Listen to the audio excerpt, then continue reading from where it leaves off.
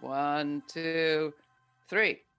While our weekly shows are edited to time for broadcast on public TV and community radio, we offer to our members and podcast subscribers the full Uncut conversation. These audio exclusives are made possible thanks to our member supporters.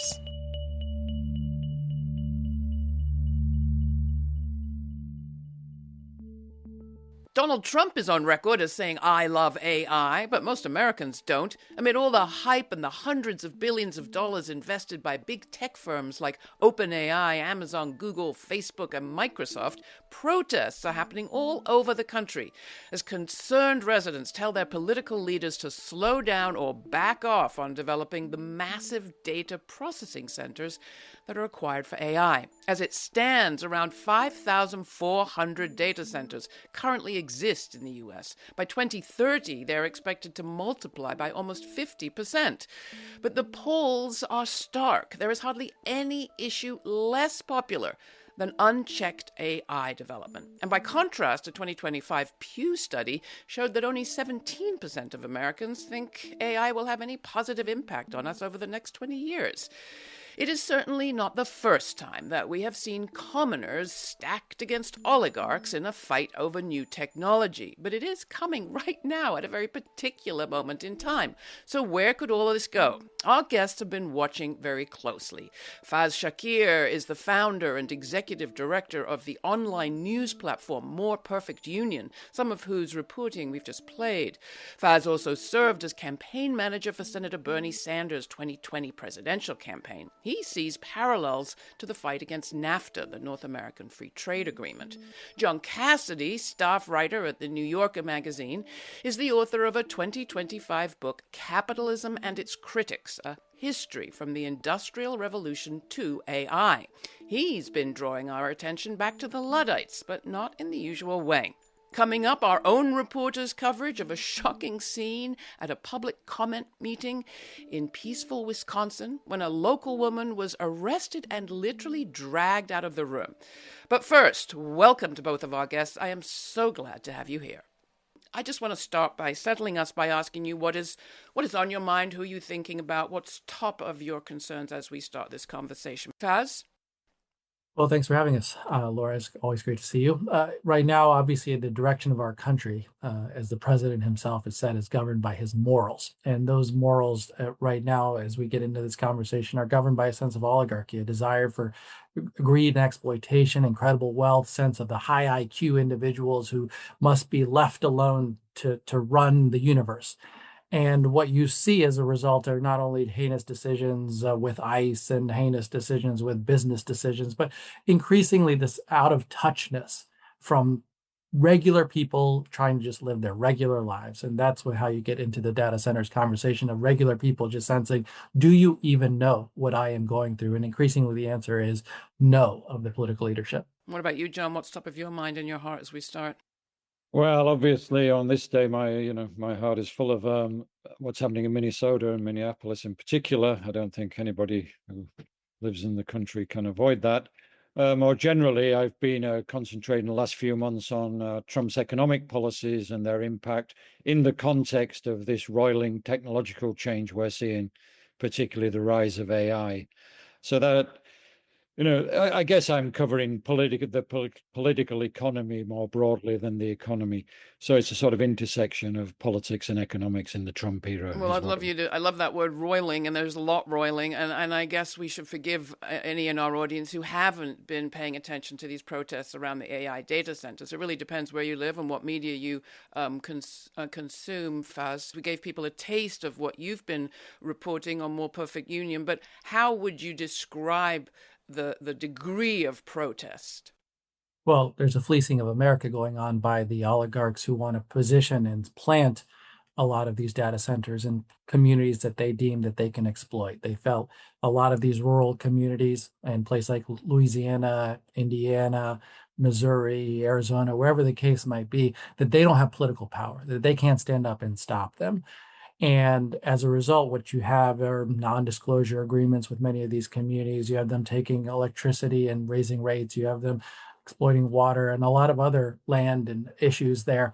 And the communities, thankfully, are not taking this laying down. They know what is going on, and increasingly they've been showing up by the hundreds at local town council meetings. And what should give us hope is that that's what democracy is, a sense that we have power, economic democracy. We cannot make these decisions alone, dear oligarchs. And there's more and more pushback to them, which hopefully portends the possibility that a lot of these communities can strike better deals. If they are going to have data centers, there's no reason why we can't be asking that the teachers are well paid in those communities, that the electricity rates don't go up, that we have decent, affordable housing in those communities. That is all possible because we're playing with incredible amounts of dollars and deep-pocketed people who want to use and build these data centers. You've covered protests in Missouri and Texas. We've got Wisconsin. I mean, West Virginia. I mean, this is red and blue states, right? Right, Faiz?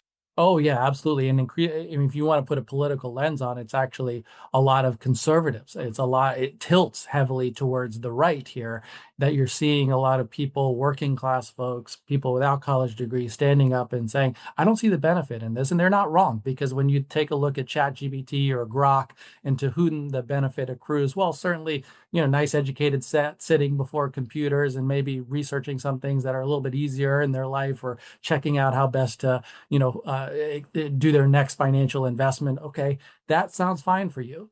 But, if you're a working class person running through your life in West Virginia or in Pennsylvania, you would be right to say, I'm not sure I see the clear benefit and improvement to my life as a result of this coming age, nor do I see people looking out with the lens to say, am I included? Am I a beneficiary of the next 10 to 15 to 20 years? Likewise, coming to you, John, I don't know what it was like living in, Britain in the 1770s, but it's sometimes hard for us who are living through a moment like this to realize what a juncture we are in, technologically speaking. You quote people in your book, MIT economists, I think, who say this digital tech could be as transformative, not to mention as disruptive as the steam engine. How so? Why is this such an important moment? Well, I mean, most economists think we're living through the early stages of a new industrial revolution. They compare it out of the first industrial revolution, as you mentioned, in sort of late 17th, early 18th century Britain, which was based on the steam engine, basically. But before that, water power. And what that did basically was displace a whole generation, several, of skilled artisanal workers in the north of England. From a technological perspective, it was revolutionary. From a financial perspective, it was revolutionary because it enabled the rise of factory capitalism. But very much as we see today, a lot of people who were on the sharp end of it said, "What's in it for me?" And what was in it for them, in a lot of places, was destitution, losing their jobs. And in several, there are remarkable reports from parliamentary commissions in the 1820s and 1830s of people actually starving in their cottages in northern England because they'd lost their jobs and there was no welfare state then. So it's we've seen technological change before in various junctures of history, but I think what's sort of got economists concerned this time is the sheer scale of this. They may be wrong, they may be right, but a lot of economists and technologists obviously think that this is a sort of what they call a general purpose technology, a transformative technology on the scale of nothing we've seen before. And can I just add to what John is referencing, that for a long period of time, of course, America itself was also a beneficiary of what he referred to as factory capitalism. And for a long period of time, there has been this compact within America that the sense that if there was going to be major investment from these major corporations, call them Ford or even Google, that if they were going to go into a community and source a factory, that there would be benefits to that local community. The jobs would arise at that community. The standard of living would rise. And generally, all downstream, a lot of purveyors of small parts and consumers would benefit. Now, we are at this juncture, sad to say, that it may be the case that this data centers we're talking about, when they source a place, and call it Louisiana or whatever, and they put a data center in there may indeed be short-term job creation in the construction field. However, when you look down, the next 10 years of the maintenance of such a data facility, it may be the first time where you would have hundreds of billions of dollars investment in a community in which the community sees almost none of it, because the jobs will not be long term. The money is being sucked out of the community, being moved to a different place and location. And as a result, the people who would benefit most off of it, the wealth creation, would be the CEO's suite, the major investors and the shareholders, and the local community in which the data centers is housed is actually just been fully exploited.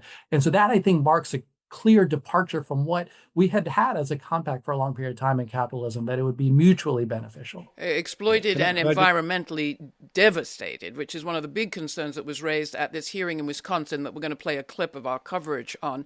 This goes back to December 2nd, 2025, just last year. Citizens at a Common Council meeting in a place called Port Washington, beautiful part of the state of Wisconsin, were speaking out against a proposed $15 billion data center in their community for Vantage Data Systems, Oracle, and OpenAI. Here's what happened. The people of Port Washington proudly stand here tonight, united in their belief that the power of their collective voice cannot be silenced.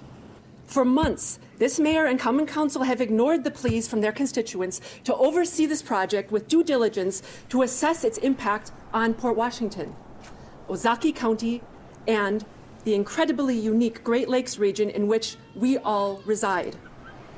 We asked for town halls to allow better communication between the local government and the people, and no action was taken.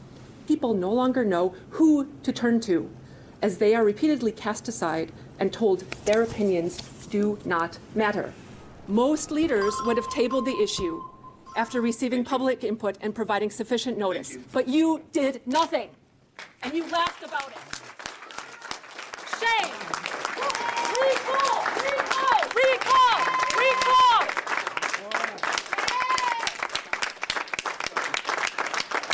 That was Christine Lejeune of Port Washington, Wisconsin, with Great Lakes Neighbors United. You can hear the applause as she leaves the podium. She sits down, joins in, and chants "Recall," directed at Mayor Ted Knightsky. The state is dealing with a variety of data centers, and they have a plan. A police officer then tells her to leave. She asks why. By the companies that are doing this. Born by these companies. No. Stop it. Stop it. Stop it. Instead, she's taken to the ground and handcuffed. Two others who question the officer are detained as well, and all three are led away by police. Do not touch her! Get off of me! Get off of me! Not like this. Get off! What do you think? Do you think the protesters were meriting being arrested and dragged up, almost literally by their hair? Well, that's just one example of the kind of protests that we're seeing around the country that we're talking about here today. If you haven't been paying attention to what is happening around AI data processing centers in your state, I recommend that you check it out.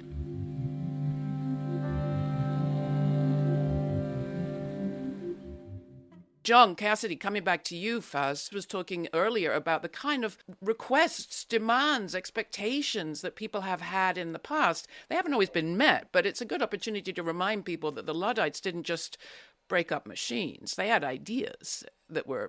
Yeah, I mean, this sort of struggle over the impact of technology goes back to the very beginning of capitalism. And the first major incident of movement was the Luddites in northern England, who were skilled artisanal workers, handloom weavers being the most famous ones, who worked in their own homes with handlooms rather than factories came along. The power looms, displaced them en masse. Not just handloom weavers, where there were stocking weavers, all sorts of artisanal workers. And their first response, actually, Britain wasn't really a democracy at that time. Because the franchise was very severely restricted. And a lot of these northern towns where the new factories were being built, there was no representation at all.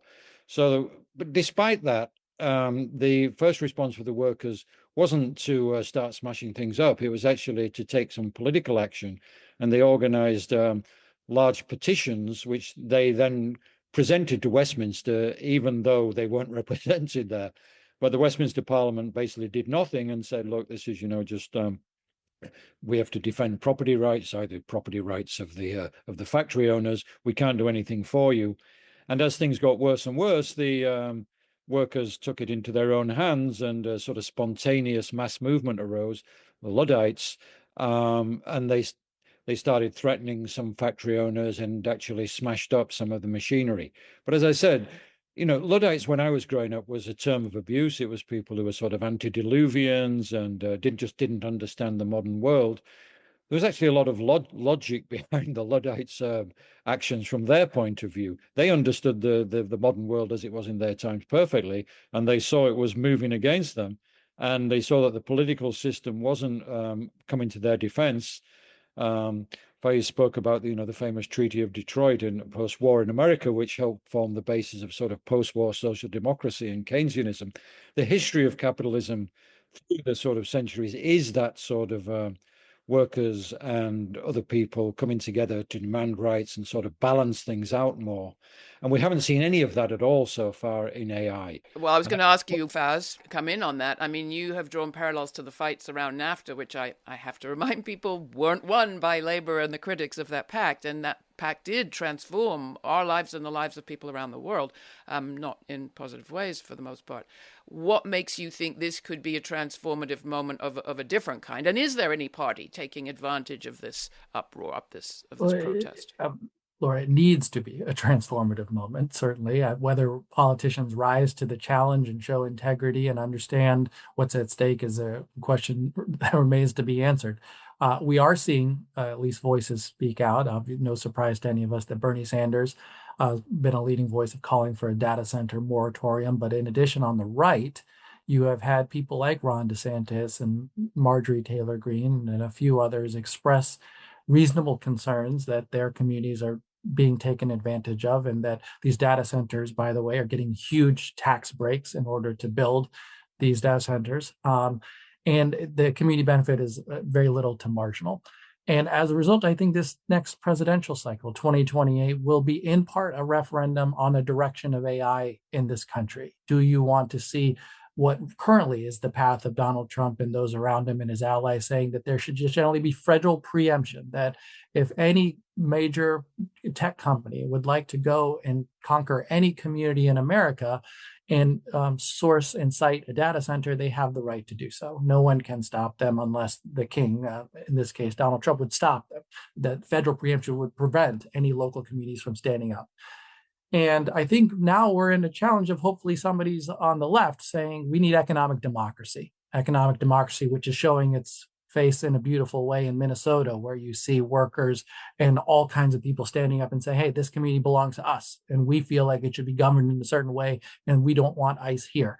That's a wonderful, hopefully, harbinger of things to come, in which we need economic democracy on the data centers issue as well, that communities rise up and say, no, we're going to set the terms and the conditions of if you want to come into our communities and extract things from us. And I'm hopeful that there will be Democratic politicians who stand with them. Now, I won't be the first person to say, but Elon Musk invested $300 million in the last presidential campaign. How much do you imagine he'll invest next time around? I mean, what chances do regular people really have here?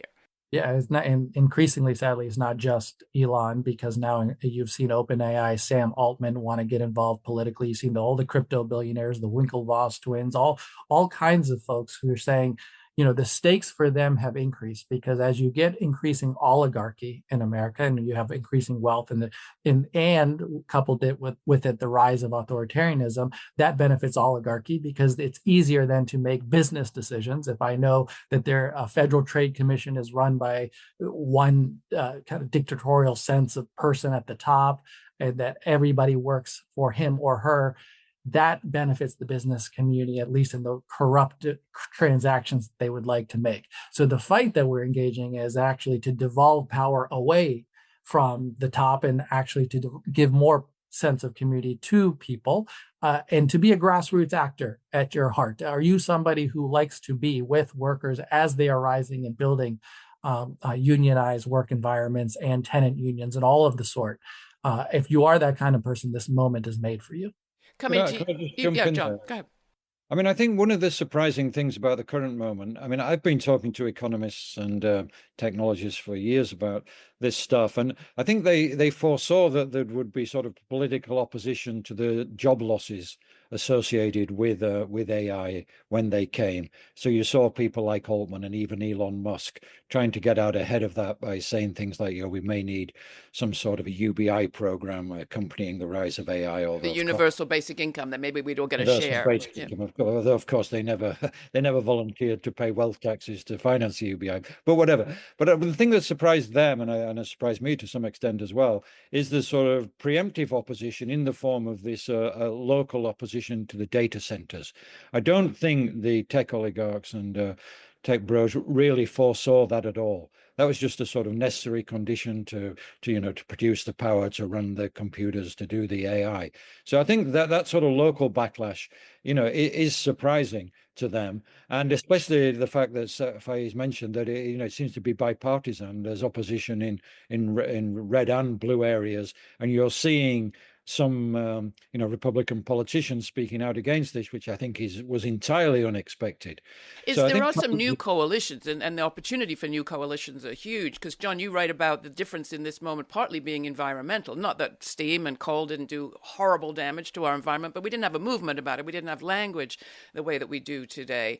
Does the environmental kind of clock ticking make a big difference, do you think, in this moment, John? Well, I think, it's part of the big data center issue, right? Of course. I mean, when AI was originally advertised a few years ago, I don't think most people realized the immense power demands it would place on the system, not on natural resources, unnatural resources. I mean, when you've got Microsoft restarting a nuclear plant, this is something new in the world. 3 Mile Island, to be clear. Yeah, exactly. So, it's a whole new political economy here, I think, which involves environmental, it involves the impact on workers, it involves the impact on local communities.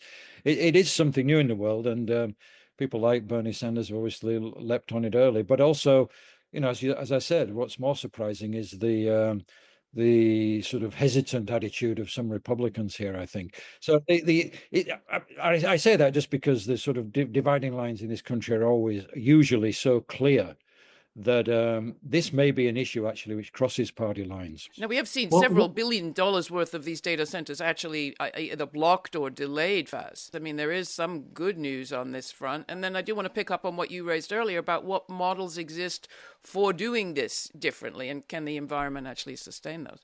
Right. Well, first of all, you're right that there have been communities in Tucson, Indianapolis, St. Charles, Missouri, a few others who have said no. And increasingly, that number is ticking up by the month. I mean, I think I was seeing some numbers recently that in the last month, we've had as many oppositions as there had been in this prior 6 months combined, which is a sense where the momentum is going. I just want to also make sure viewers also understand that when people are talking about buying and invading Greenland, what is that about? It is related to data centers. There's mineral extraction in Greenland that is helping to that many billionaires would like to facilitate the development of much of their business technology here. In addition, you have Bitcoin mining and you have copper mining. You have all kinds of resource allocations and extractions going on that are related and tangential to the data center development.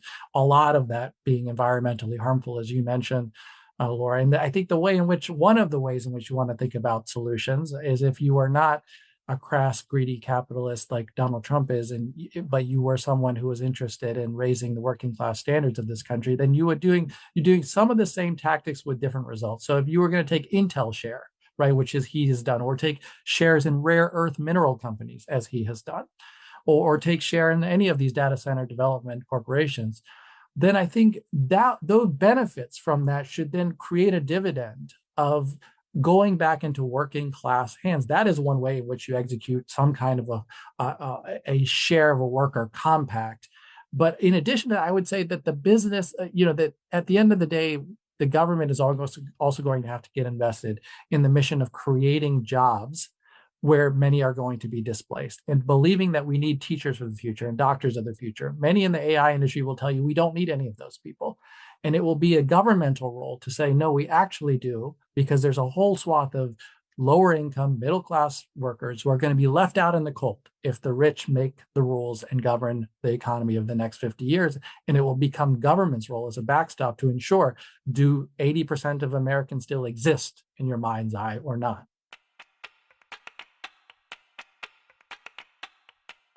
This show is made possible by our viewers and listeners, not corporations or advertisers. So join our member supporter honor roll by going to lauraflanders.org/donate to contribute. That's lauraflanders.org/donate. Thank you. In on the level of intermediary steps that people could take and governments could take, what are you seeing out there in terms of, I don't know, model legislation or to tackle any of this? I mean, I will say where I am, I just recently got hit with a $1,000 electricity bill. And I've been in the same place using the same amount of power for years. And I'm not the only person. I'm in a rural county of New York where this debate around who's using our electricity is raging. I did see that in New Jersey, Governor Mikey Sherrill has proposed a kind of cap on utility rates. Is that a sort of a middle step, one that you would like to see more mobilization around, Faiz? Or is that just delaying the inevitable? Well, I anticipate President Trump saying in his State of the Union address that is coming up, is that I think he will be saying that, I've stricken a deal with Microsoft and a bunch of other big corporations to say they are going to pay for their own electricity, and therefore you, dear citizens, will not have to pay for it. And I think, and we'll never know whether it happens or not. I mean, it's akin to the UBI conversation we were having before, which is, say, do you, dear viewer, believe that Elon Musk, who came into government for 3 or 4 months and literally brought a blowtorch to it and just brazed the whole thing, and has said, that various citizens of the United States should not even exist. They should just be thrown out of this country, whether maybe Somalian or Latino, just thrown out. So at his arbitrary whim, his morality, again, governing him, this is the individual that you believe is going to bring about universal health care or some universal welfare standards of people to raise all of us up? It's not going to happen. Right? We cannot rest on those types of individuals and their ideology. They have shown their true colors. And therefore, when, Donald Trump comes out and says, hey, don't worry, I'm going to do something that is universally well-meaning and well-intentioned for all of you, don't believe it. You're going to have people of a kind of a Bernie Sanders, AOC, Zohran Mamdani, people who have shown true integrity in their policy design and their ethic of saying, I look out for all. I care about all, and therefore the policy designs that might come out of their mouths, you should trust a heck of a lot more. Well, we can live in hope. I will say your book, John, is both great in that you hear all the critiques and they're so smart and so many roads not taken. And then you end with, well, maybe somebody will come up with a road taken, the road that is taken. Your final chapter is capitalism beginning or ending. I mean, which is it? And what are our options in this moment? Well, that's obviously a very large question. I mean, the way I look at it in historical terms is that we're now in a sort of interregnum period. We had this sort of post-war, what I call managed capitalism, social democracy, and which broke down in the 1980s, basically with the election of Thatcher and Reagan. We then had a 30-year experiment in neoliberalism and what I call hyper-globalization, which basically sort of let the markets rip. That's produced a huge backlash, both in the rise of Bernie Sanders and Elizabeth Warren on the left of the Democratic Party, but also a lot more ominously, obviously, with Trump and right-wing economic populism in the US, but also in other places around the world. Now, the big question now is, where does it go from here? Which of these rival visions, is going to win out? And this taking place when we've got another huge disruptive force, AI, coming into effect. And it seems to me there are various sort of options out there, one of which is, whatever you think of Donald Trump, he's got a very clear option. He's got a very clear policy out there: economic nationalism, throw out the immigrants, protect American businesses, America first, let the sort of oligarchs, rebuild the economy. On the left, I think it's unclear what the options are. We're still sort of groping towards them. Obviously, if AI is going to produce a huge distribution of maldistribution of income, even more than we see now, there's going to have to be some sort of socialization of the AI wealth. How is that going to take place? Is it going to be, as Faiz was suggesting, with the government taking stakes in some of these AI companies? Is it going to be through a tax on capital of the sort that Thomas Piketty proposed 10, 15 years ago? Somebody's got to come up with a sort of winning program which can appeal to working people, middle income people. I mean, one of the crazy things which we may face is, if AI is all that its promoters are cracked up to be, the Luddites of the future could be middle class professionals, because it looks like the people it's going to target most directly are people like doctors, lawyers, computer programmers, etc. Are we going to have a radicalized sort of upper middle class? That's another new form of political economy that we haven't seen. So, as I said, I think we're in this interregnum period where there's a great deal of plasticity in the system, and things could go horribly wrong. I mean, let's not beat about the bush here. We've got the sort of spectre of some sort of American fascism out there on the streets at the moment. So luckily there is a great wave of popular reaction against it. I think that is encouraging, and you're even starting to see, I think, some break in the sort of Republican coalition behind it. Some mostly local governors and congressmen, etc., starting to speak out against the sort of ICE on the streets. I think that's encouraging, but we need, I think, a big discussion on the left and the center left about what's the alternative paradigm that we've got to offer in this new age. It is kind of extraordinary. You alluded to it, Faiz. The President Trump buying up these shares in private companies. If Bernie Sanders was president and he was doing it, people would be screaming, this is state socialism and how evil. But somehow Trump is getting away with it. If it wasn't about the private profit aspect, if somehow this was a publicly owned business, or maybe democratized or localized, you'd still have the environmental challenges, but certainly more incentive for local communities to solve them. Is that a sort of picture that you're seeing put forward by anyone out there? No, it's been a struggle so far. Hopefully, okay. Well, we're helping. We're trying to help. After this show, yes. Just wait. And we've been largely critical of AI in the conversation so far. But we represent that there could be potentially benefits to some AI implementation. One of them actually could result in us having better senses of how to decrease carbon in the atmosphere. It would not surprise me that we could come up with innovative technological solutions to get carbon out. Also, like, taxing the rich is something that I've really wanted to do for a long period of time. Yeah. Wouldn't it be wonderful if an AI helped us generate a good, clean audit of who should be paying what and how much? I mean, you could conceive of ways in which, particularly a government led by good ethics and good integrity, utilizing some of the advanced knowledge and resources to say, well, we're going to work on behalf of the American public and get better outcomes for you. That said, it's so hard for us to conceive of that because we are mired in corruption all around us. We have not, for the past, decades, seen government officials operate with the integrity that is required to say that every day I'm going to come in, be willing to stand up against the most powerful in society, be willing to not accept their campaign contributions, not listen to their lobbyists, not get deluded and deceived by their misinformation, and yet keep grounded that my end goal, my end result is to improve the lives of the vast majority of the people in this country, the greatest good for the greatest number. That is what governs me to this day, right? And we are seeking those types of people because it is required. If you can get that integrity in public service, I think you can then actually fashion a world in which we would stand up to AI in the proper and appropriate ways and actually prosper some of its development for beneficial uses. Well, our audience have heard me say this before. I will say it again. I want to believe. I'm determined to believe that it is possible, but I'm afraid we're running out of time. I want to ask you the questions we ask all of our guests at the end of these episodes, and that is what you think actually is the story that the future will tell of this moment. When there's a John Cassidy of the future, John, writing the next, volume of capitalism's critics, what will they say about us now?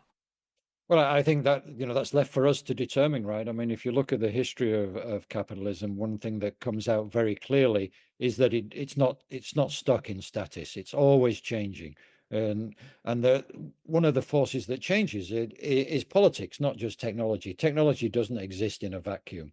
If you look at the history of the Industrial Revolution, it gave rise to it produced some terrible effects immediately, but over the decades it gave rise to the growth of labor unions, to the growth of factory legislation, to the growth of the welfare state.